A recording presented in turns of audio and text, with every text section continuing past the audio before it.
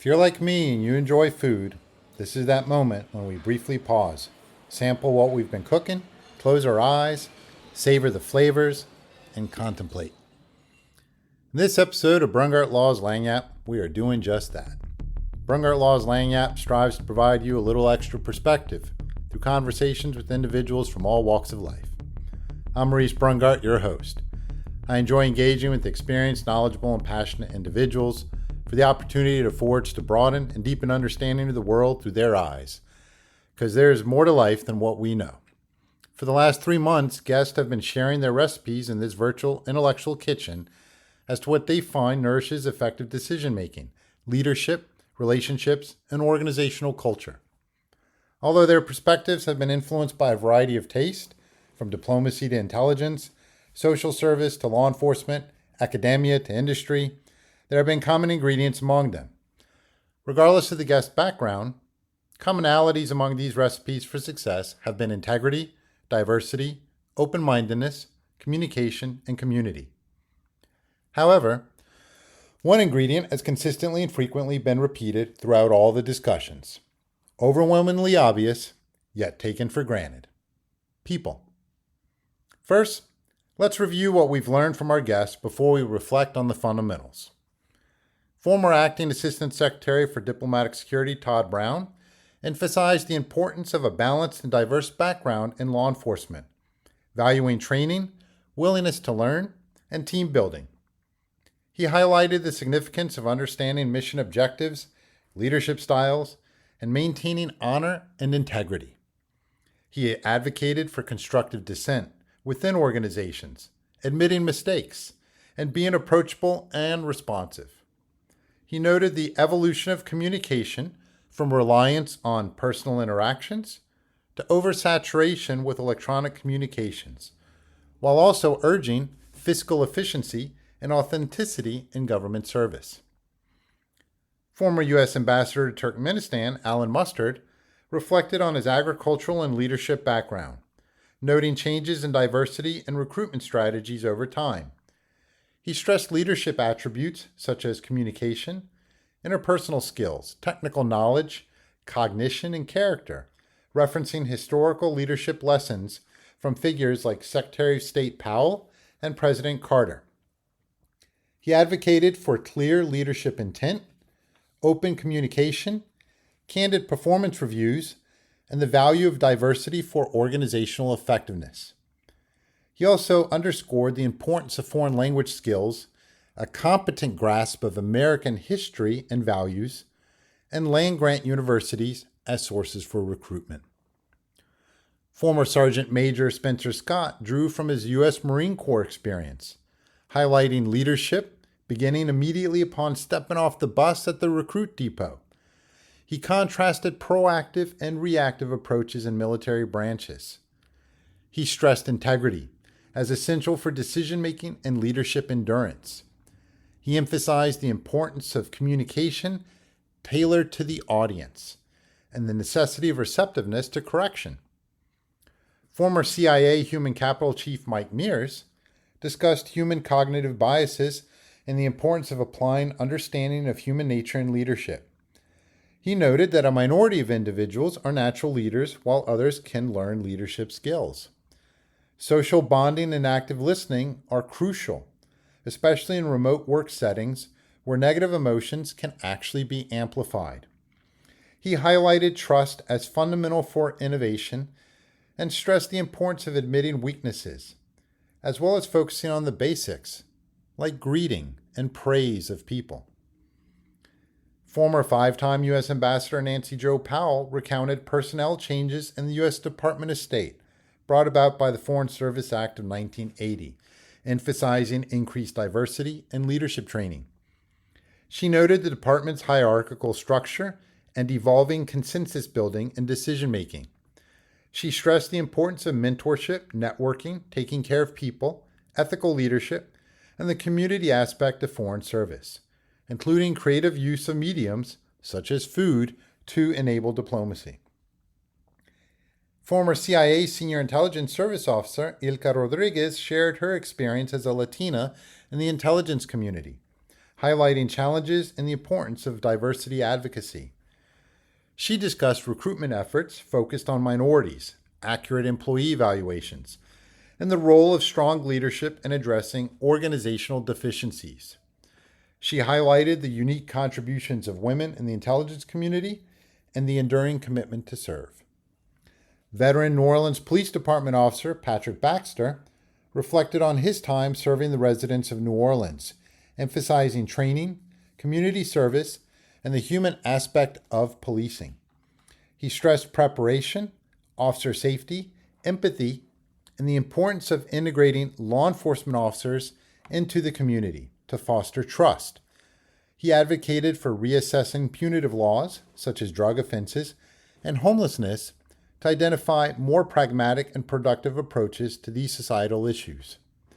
He frequently emphasized a long-term focus on serving the community versus the short-term attention to executing arrest. The long-term focus on the community not only enhances law enforcement activities, but it also leaves everyone better prepared to collaboratively confront, respond to, and recover from a crisis, or even a catastrophe.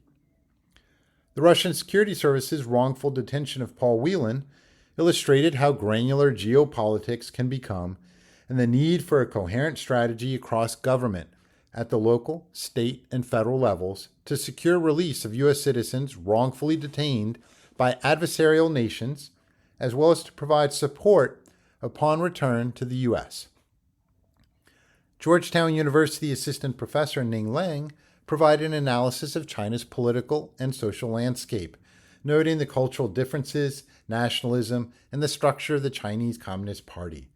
She discussed censorship, economic liberalization, challenges such as debt and sustainability of the Belt and Road Initiative, and the geopolitical implications of Taiwan. She described how the Chinese Communist Party is more than just a political party as we are familiar with, but is actually an immense authoritarian organization greater than the Chinese bureaucratic state itself, with significant influence over the economy and a preference for conducting activities abroad in countries with stable governments.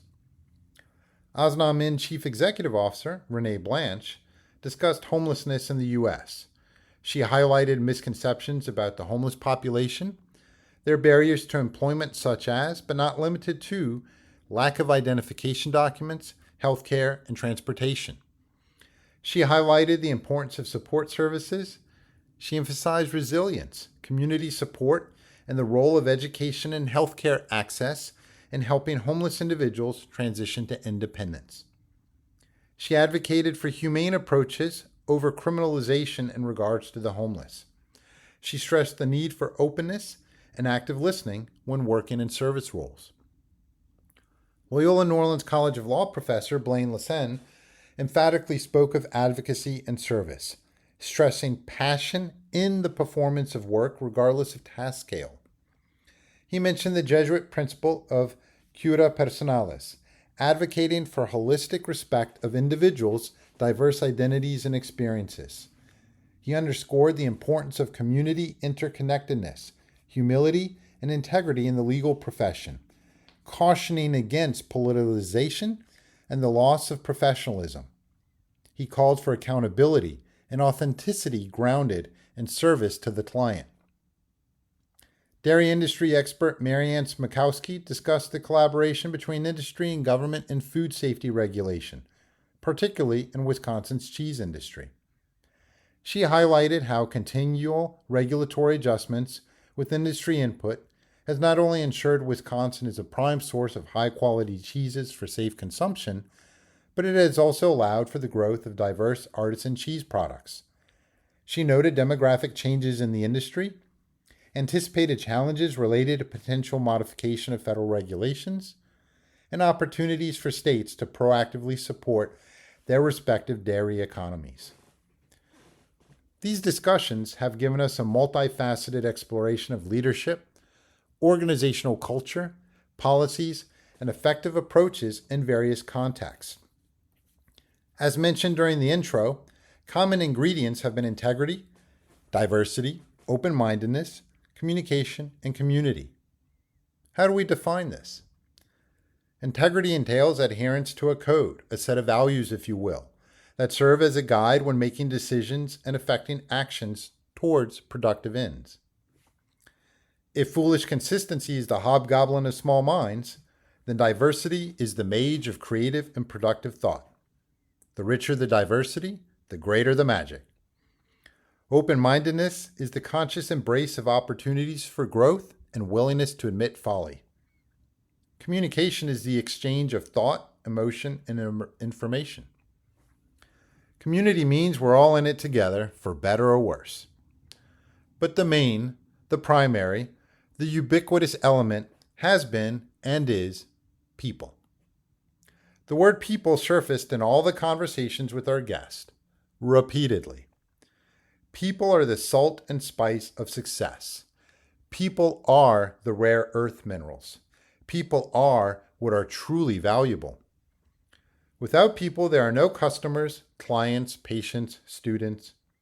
Without people, there are no mom and pop shops, lawyers, doctors, teachers. Without people, there are no teams, organizations, neighborhoods, universities, or even nations. Without people, there are no friends, no partners, no lovers, no families. As obvious as it sounds that people are the main ingredient, you only need to look around and see how easily people are overlooked. It is only because of people that you and I are where we are today. It is because of people I have this podcast, wherein I have the privilege of engaging with guests and you, the listener. The spectrum of the guests so far and will continue to be reflective of our society. All kinds of people from all kinds of life who I believe we can learn something from. My general rule of thumb over the course of my life has been if I even detect a hint of thought that I may be the smartest person in the room, the most capable, then I'm in the wrong fucking room and I need to move on so as to engage with and learn from others. Why? Because as I say in my intros, I simply enjoy engaging with individuals. I want to discover and appreciate the world through others, much as I believe you do as well. Through constant interaction with others, we are reminded that no one person or group has all the solutions, just as no one person or group is the cause of all problems. Whether at the individual or collective level, in a professional or personal relationship, mutually beneficial and rewarding outcomes are dependent upon if and how we value one another. So easy it is to judge or criticize another when we should first focus on ourselves in that regard. This is not an exercise in seeking perfection. We are flawed and will always be, just as others are and will always be. It is valuing not only what others bring to the table, but taking into consideration what and whom they value in their own lives, that we may have constructive, creative, and dynamic relationships, personally and professionally. However, we are at the end of the day only human, and if there is an absence of reciprocity, this is only going to lend itself to fissures in the partnership, the team, the organization, the community, or whatnot. And this does happen. It is a part of life and the world we live in. That is why the people you should value and reciprocate the most can be found in the mirror. The most important relationship you must nurture is the one with yourself. In our conversation with former U.S. Ambassador Mustard, he stated, "Only one person can teach you leadership, yourself." Veteran New Orleans police officer Baxter shared that after the initial months of field training as a rookie officer, he was left to himself. He was his own supervisor when conducting solo patrols. Former CIA executive Rodriguez indicated that one leads from where one sits. So, whether the insight is coming from a president's representative, a city beat cop, or an intelligence community executive, the insight is consistent. It starts with you. Much like the safety brief on an airplane, wherein we are reminded to first put the oxygen mask on ourselves before assisting others, you must first value yourself. You must find comfort in solitude. Secure in the relationship you have with the individual in the mirror. Giving that person 100% enables you to do the same with others, regardless of whether there is reciprocity. Valuing and investing in that relationship with yourself is what ultimately enables integrity, diversity, open-mindedness, communication, and community. It is what ensures you always remember the key ingredient: people. Moving forward, we will hear from many more people. When it comes to leadership and decision-making practices, it is possible we will hear recurring themes which will indicate they are evidence of what truly makes for sound decision-making and productive leadership. We will examine and discuss a variety of programs and policies, tactics and strategies amidst a backdrop of professions and experiences, to share lessons learned and to explore new areas. In some cases, we will likely discover better ways of doing things. In others, we will simply learn different ways of doing things. Much like gumbo will vary from household to household. Thank you for listening. Join us next week as we hear from Dr. Meg Marino, Director of the New Orleans Emergency Medical Services.